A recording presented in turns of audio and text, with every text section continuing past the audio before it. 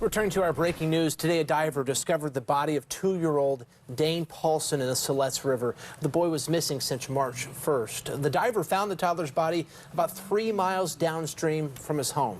Katu Shelby Slaughter has been covering this story since the beginning. She's live in Siletz now. And Shelby, you're there right now with that diver?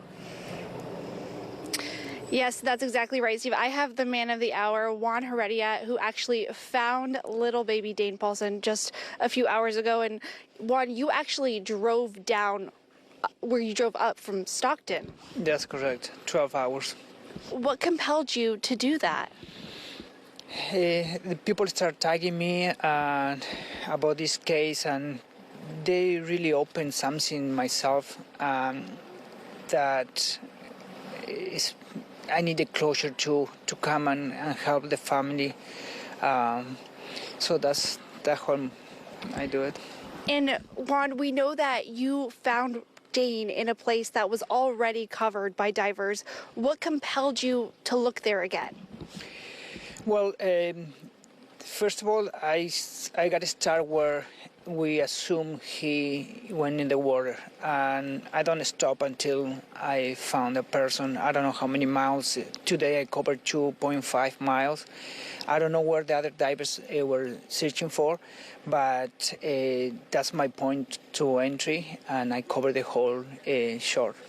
Thank you, Juan, and so many people here are grateful for the work that you did. And you can see here he is already wearing a ribbon that represents little baby Dane. The family is having a vigil right now to my right, and we're going to have more with Juan coming up here later this evening. Reporting live in Siletz, I'm Shelby Slaughter, K2 News. Such a tragic ending out there. Shelby, thank you for that interview tonight and that report. How long have you been diving?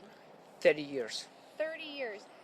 What compelled you to come from Stockton to find baby Dane? I was in Mexico in a vacation, and somebody tagged me in Facebook, and I was following the news, and I decided to come and help to bring closure to the family. And you searched waters he had already searched in. What compelled you to, again, look through these waters on your own? Because everybody has a different way to do it, and my way was to start from where they assumed that baby Danes went down. So I talked to the mom this morning. She pointed out where was the place, and I started from there. And you know, he's a baby. I know that was such a hard sight to see. You know, what was it like essentially bringing closure to this community? There's no words for it. It's a baby, and it's so hard.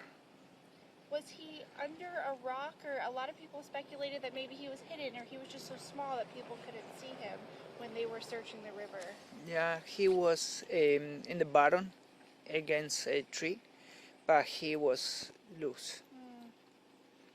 And you know, the community has really spent so many hours searching for him. So, I mean, what do you have to say about all the people who have been looking for him, spending hundreds of hours trying to find this baby? That's amazing. This community was unbelievable to see in the news. So many people doing the best to search. This is not about who has experience or not. This is about the community. This is about to come and help and volunteer your time and to do it. And I did it my way, and they did it in their way, and we have together we came to the same conclusion and the same purpose. And all these 200 people that came, we have the same purpose to bring it closer to the family. And I did it by myself. They did it too. Well, and tell me a little bit about the waters. The current looks really strong in that river. Was it hard to swim in?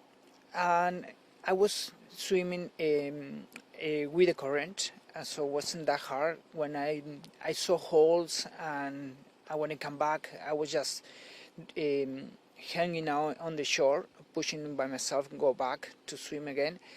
But the water here in Oregon is freezing. It's freezing. I still have headache for the cold water. And did you talk to the mom after you found baby Dane? Yes, I did. And what did she say to you? She was very thankful what I did. there's no words. Yeah, she didn't have words. I didn't have words. Just we were just crying together, and that was it's a hard moment, you know. Is there any personal connection of yours that got you into diving in the first place that maybe was wanting to do this kind of diving? I started 30 years ago doing the just recreational diving, but I started doing search for people here on March 21st when I found the Xavier Martinez was the first person I found in Stockton. And from there, Xavier Martinez. And from there, everybody started calling me and tagging me in how I came. Actually, this week we're gonna have a candlelight for him the first year after he passed. And you came here on your own dime. I noticed that you take donations. Yes, I'm a volunteer. I don't take money from the family, but people donate to our non-profit. What happened with that donation? We can buy more equipment. We can buy new wetsuit. We can go places where our fans can go by themselves. You work by yourself? Yes.